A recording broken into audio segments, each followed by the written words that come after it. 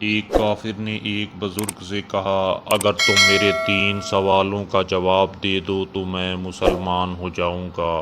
پہلا سوال، جب ہر کام اللہ کی مرضی سے ہوتا ہے تو تم لوگ انسان کو ذمہ دار کیوں ٹھہراتے ہو؟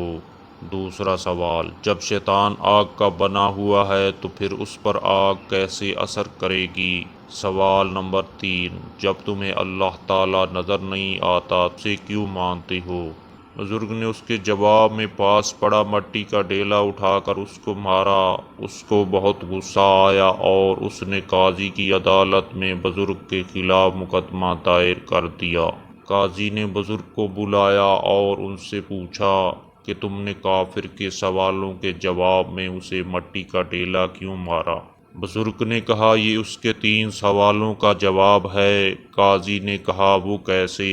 بزرگ نے کہا، اس کے پہلے سوال کا جواب یہ ہے کہ میں نے یہ ڈیلا اللہ کی مرضی سے اسے مارا تو اس کا ذمہ دار مجھے کیوں ٹھہراتے ہو؟ اس کے دوسرے سوال کا جواب یہ ہے کہ انسان تو مٹی کا بنا ہے، پھر اس پر مٹی کے ڈیلے نے کیسے اثر کیا؟ اس کے تیسرے اور آخری سوال کا جواب یہ ہے کہ اسے درد نظر نہیں آتا تو اسے محسوس کیوں ہوتا ہے؟ اپنے سوالوں کے جواب سن کر کافر مسلمان ہو گیا۔